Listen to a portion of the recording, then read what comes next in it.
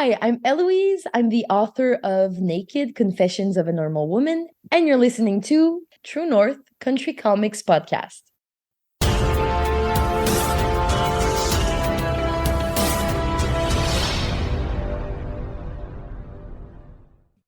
Welcome to the True North Country Comics Podcast, dedicated to promote Canadian comic book and graphic novel creators and supporters. I'm John Swinimer. On this episode, I chat with Éloïse Marseille about her graphic novel, Naked: The Confessions of a Normal Woman from Pow Pow Press. This podcast is available on Apple Podcasts, Google Podcasts, and YouTube. Please like and subscribe to that video channel.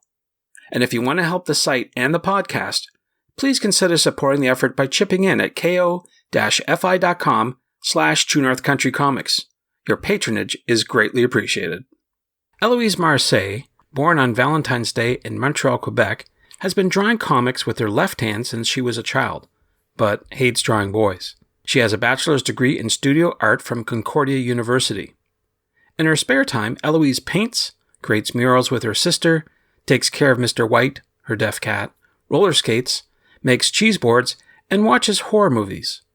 Naked: The Confessions of a Normal Woman from Pow Pow Press is her first graphic novel. Naked: The Confessions of a Normal Woman is described as an unabashed and uncensored personal memoir in which author Éloïse Marseille examines her sexual education and miseducation from a forbidden first kiss with a female best friend in Catholic school to her exposures to the extremes of online porn, fumbling hookups, and navigating the complexities of lust and love in the modern era.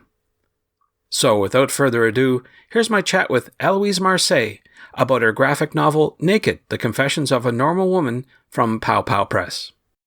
So, Éloïse Marseille, thank you very much for taking time to chat with me. You're welcome. Nice to meet you. Nice to meet you. I appreciate your time. Before I get started with all the questions, I want to ask you, what was the first comic book that you read? This is such a hard question. It's funny because I've never asked myself that before. I think it was my father has always collectioned a lot of French and comics from Belgium, like all my childhood. He was a big fan of Gaston Lagaffe, which I don't know the name in English. I think that would be one of the first ones that I read. I read all of the Gaston Lagaffe, and I think because my father was such a great fan, I became one as well. That's good. So definitely great books for reading when you're growing up, but I'm wondering who or what inspires you to create today? I think for comics, because I do dabble in a lot of like different spheres of art. I think for comics, it was a lot going back to my father. Like a lot of his dream when he was a kid was actually to be a comic artist, and he ended up being a lawyer. So it's kind of like a little of a bit of a sad story for him, but I think he's happy to see me living this sort of childhood dream of his. So I think a lot of his authors are great inspirations for me. I really love Franquin. I really admire his work. I love Julie Doucet and Julie Delporte, which Julie Delporte is also like, she has a book published also by the same editor as me, Pow Pow. I think a lot of women illustrators I really love. They're like, now I'm thinking of Frances Cannon and Sonia Lazo, which I both discovered them on Instagram. They both have a very, very strong and unique personal style. And I think seeing other people create art makes me want to create art. It motivates me a lot to see stuff that I love. And there's a little part of me that hopes that I can do that for other artists. I don't know if I am, but I think that would be a great full circle moment for me. I'd say inspiration from other people really helps me create. And also I think that's similar for many artists, that it's a great outlet for your emotions and a little bit of escapism. Like it's a great way to exteriorize stuff that you're feeling within yourself. And it's funny, but to me, I feel like drawing, and sometimes just drawing with abandon, just not having a goal and just doodling helps me like see my emotions in a more neutral way, which is kind of funny and interesting. I couldn't explain how that happens, but I think it helps me like maybe recenter myself to draw just for fun and like sort of journal a little bit through my drawings. Sure. Yeah, that makes sense. Absolutely. Well, let's talk about your latest graphic novel, Naked: The Confessions of a Normal Woman. I wonder if you could describe that story to someone. What would you say to them? I'd say that it's a story about, it's an autobiographical story that talks about love and sex and basically all the impactful moments in my sexual and romantic life. It's talked about because sex is can be a very funny subject. It talks about it with a lot of humor. Sex can also be a very serious subject. So it also touches on more serious aspects of sexuality, like talks a lot about shame. I'd say the main themes are shame, the body, relationship with the body, like your body as your home. And I feel like that term is a bit overused right now, but I'd say self-love also is a big part of it. I don't have like another way to say it, but I feel like it's kind of corny now to say self-love. But I'd say in general, it's a funny book that talks about sex in a very intimate setting. And you follow the life of a girl from 6 years old to 25 and just the stuff she goes through. Right. There's a couple moments. I know that I'm probably not the target audience, but I had to laugh. There's a couple points. I don't want to say too much about the book, but you're sitting down, I think, with your mother, and she says, "You're not going to write about this, are you?" And you look out at the reader. It's like a wink, which I thought was breaking the fourth wall, which is very interesting. Yes. Which, by the way, that conversation did take place. Oh my. That is Oh my. 100% true. Well, And back then I thought she was right and that I would never, ever draw or make a comic about it. But look at us now. It's now published in French and in English. there you go. Yeah. So who is the audience for the book? Did you write it for anyone in particular? It's funny because when I started this project, it was actually a university project that I did. So I didn't think it was going to be longer than 25 pages. And then I graduated, COVID hit, and I lost my job. And then I literally didn't have anything to do. Like everyone else, I was stuck at home. And so I kind of looked back on old projects that I did. And I found this one and I decided I was going to work on it more because I had way more stories that I wanted to share. So it's funny because of that, when I started it, I didn't really have a target audience. It was more like of a writing exercise and a way for me to practice drawing comics. And as I started working on it more, it became a more tangible subject. So maybe it's weird to say, but I think initially the target audience was really myself or like people similar to me. So like women in like their early mid 20s. But I think after having it published, I realized that like pretty much anyone can read it over the age of 16. I was actually really surprised by a lot of people that like at book signings and stuff, that people that would come over and tell me they read it and they loved it, and a lot of older people than I expected. And a lot of men also as well, because in my mind, I thought men really wouldn't be interested in that kind of story because I feel like sometimes I feel like women are more used to projecting themselves into male characters, whereas men aren't as used to project themselves into female characters.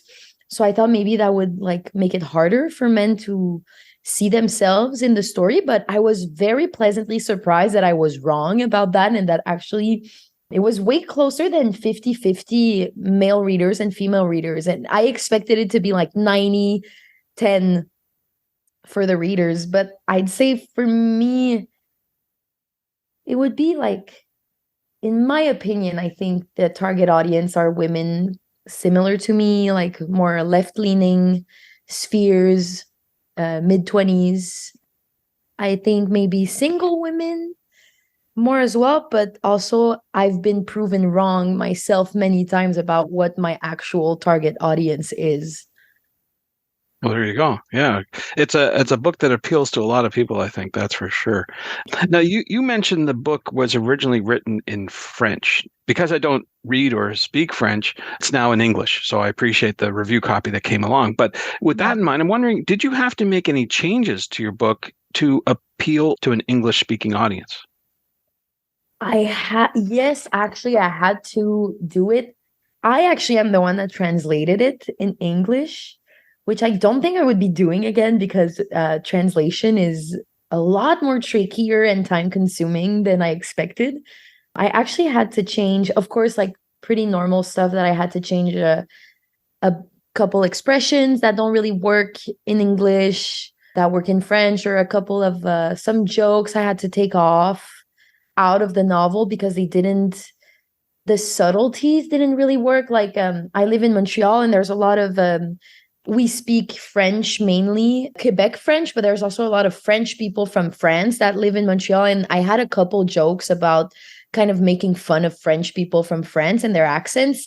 And my editor told me that he didn't think we could keep it in because it was a little too subtle of a joke and too like Montreal centered and very like culturally specific to Montreal and to French speakers, of like playing around with the accent. So I had to take those jokes out. And also like I'd say one of the more one of the bigger things that I had to change was that I had to censor some of my drawings because since my book is going to be published in the US, and I think people are more sensitive there when you talk about sex, and especially when you show minors talking about sex and stuff like that, I had to censor some drawings of nudity, and just to make sure that people wouldn't read it the wrong way, or I don't know, be offended by the drawings, or for them to take the drawings out of context. But I didn't censor that many. I think I censored 2 drawings. And I think those are pretty much all the changes I had to make. Mhm. Yeah, I mean, traditionally, I've grown to understand that books in Quebec are traditionally in the bande dessinée type of feel and appeal, and Yeah. that's what I get from reading this book. And it's very open, and that's the essence of your book. You've touched on this already, but do you have any concern that some people might not appreciate the openness that you're giving in this book? I think I'm not afraid of it because it doesn't belong to me how people receive my art. And I don't know how I got to that point, but really, it doesn't hurt me at all when people don't like what I do. Like, I've been posting comics online for, I think now 7 years, and very, very feminist content. So that attracts a lot of hate and a lot of aggression. And I've had people insult me, send me very aggressive messages. I've never gotten like as far as like death threats or stuff like that, but like, very aggressive comments and insulting me and stuff like that. And I don't know why, but it's never affected me at all because it's not about me in the end. I think it's since there's in between me and the reader, there's my book and my drawings. So I feel like the insults aren't geared towards me personally. I feel like they're geared towards my work. I love getting criticism on my work, even if it's criticism that I don't care about. Like a lot of people get really angry that I draw body hair on my women characters, and if I get that comment, I just won't take it into consideration because I don't think to me, that is not relevant at all. But I don't know. I wouldn't say no. I'd say no. I'm not afraid.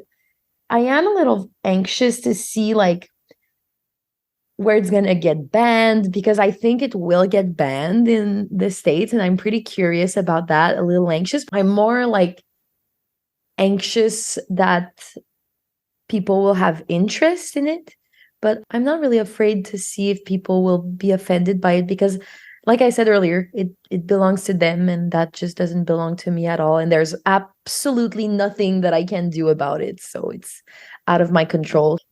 Yeah, you'll definitely get feedback, that's for sure. And I'm sure you'll get, as you said, it'll run the gamut. So because it's an open book, it's about you. So there you go. I want to talk a wee bit about, because this is your first graphic novel, I'm wondering what you've learned along the way, any advice that you could help others who are making their first graphic novel. I mean, it's tricky to give advice because I think every single person that draws graphic novel have their own way and process to create it. I have a very small background in cinema. So for me, that is a structure that works very well to create a story. So how I worked is that I would write the text similar to a script, because I see a lot of parallels between cinema and comics and graphic novels. But the only thing that I did really wrong, that if I were to do it again, I would change, is that I basically did all my comic in like this unstructured way, where I would write a little bit, like write a chapter, then draw it because I was tired of writing. And then when I was done drawing it, I would go back to writing and then draw it again. And it worked in the end. I'm very happy with the result. I think the story is very good, reflects my personal sensitivities, and I think it's very funny and I think it's excellent. But I think that if I had just written the entire thing, it could have been stronger in some aspects, like maybe have more callbacks in the end of the book to like events that happened earlier, or have like stronger themes or have stronger lines. So if I were to give an advice, it would be to stick to the writing, or just more like stick to your steps. So like if you want to write everything first, don't rush yourself, just really take your time for each step. And I think it just makes the end result stronger, because you can always go back in a text and fix stuff, but going back in panels and drawings that you've already made is a crazy process and is so complicated and is a huge amount of work that I decided not to do for this book because it's just way too big of a load of work. But I'd say if I had one advice, it would be to take your time, and that time is worth it, to apply yourself at each step of the way. Oh, good advice. I appreciate that. Good, good. Now, you published the book with Pow Pow Press, both the French and the English version. I'm wondering, what is it like working with Pow Pow Press? How are they helping you? I mean, it was my first time working with any editor in my life, but now I've been working with them for, it's going to be 2 years. Has it been 2 years? I think it's going to be 2 years soon. And I honestly wouldn't change it for the world. The more I've met other authors, the more I've learned to know the crew, the Pow Pow crew. It's made me realize how great of a publishing house they are. They have a great care for their authors, and they really trust their authors. Like, I think that's what makes their books so good, is that they give complete artistic liberty. They are like, their title is to be an editor, but the only thing they would edit is like, in my book, the only thing that I was asked to change were like actual mistakes that I made in like writing. But everything else, it's always presented as advice that I can choose to take or not. And there's just a lot of love and care. Like, I've had times where I'm an extremely sensitive person and I get very emotional very easily. And before my book was published, I had so much anxiety, and I've had like more than once that Luc, my editor, would like talk to me crying over Zoom, being in a complete breakdown, and he would just be like so calm and reassuring and really like open to my emotions and not uncomfortable, and just very like kind and nurturing and nice. And also, I think they're just a great team. The only thing I would say is that they work too hard, and it would be good for them if they had a slightly bigger team, because I think they work too hard and they deserve a break. But other than that, I think they're a completely amazing publisher. And one thing that Luc told me recently in the last festival that we went together, he told me he always is at every festival. He's always there. And I asked him, because he's very overworked, and I asked him, what do you think about, being in the festivals? Isn't it difficult for you? Because, you have kids and you have so much work to do. And he said, that's the best part of my job, seeing people enjoy your books, seeing the faces of people being happy to buy your books is the best part of my job. And I swear to God, he said that. And I think that is like the sweetest thing that I've ever heard in my life. Like, Yeah. Yeah. they are truly like so much passion about comics and storytelling. And even though they're so overworked, they always make time for their authors and they give great advice. And they're just, I don't know, I wouldn't change it for the world. And they're just amazing. I Yeah. think they're awesome. Very good people, that's for sure. That's for sure. Well, want to switch gears here a wee bit and talk about the tools used to create your art. Wonder if you could walk us through your workflow. Actually, for Naked, I drew everything on iPad on the app Procreate. It's like I'm not that much of an Apple person, but I think the iPad is like an amazing tool for artists that like to work digitally. It's just, I don't have a great vision. I have a lot of eye problems. So working digitally helps me to zoom in my drawings, help me make more detailed drawings. It's very useful for me personally. And also, it's kind of similar to Photoshop, but it's a drawing program. It's just amazing. I think it's great. Before that, I used to work a lot with India ink. And I mean, the results are so different and they just give out such different energies. But I feel like for me, working digitally just makes my drawings look tighter, they look stronger and more rounded. And maybe because I have the assistance of being able to zoom, being able to delete the lines, you can do your lines over and over and over again. But yeah, it was actually my first very, very big project that I ever did digitally. And I think I'd love one day to do a comic all in India ink, Oh, just wow. to learn, because I think I love working in that medium. It's a lot different. I think it's very difficult, but I think I would learn a lot and it's really fun to do. It looks more gritty, a bit more dirty, but I think it looks great. But yeah, I really enjoyed working digitally for this one. I think it goes faster as well because I draw very fast. And I think the problem sometimes of working with inks is that you need to wait for them to dry. And I never wait long enough because I go like too fast. So I always end up smearing ink everywhere all over the page. So that's like so frustrating. And that's something you can go around when you're working digitally. Yeah, you need a lot of patience, that's for sure. That's for Oh sure. my God. To work with India ink, it's insane. Oh my, oh my. Well, we've been talking about your new graphic novel, Naked: The Confessions of a Normal Woman, but I'm wondering, do you have any other up and coming projects that you can talk about?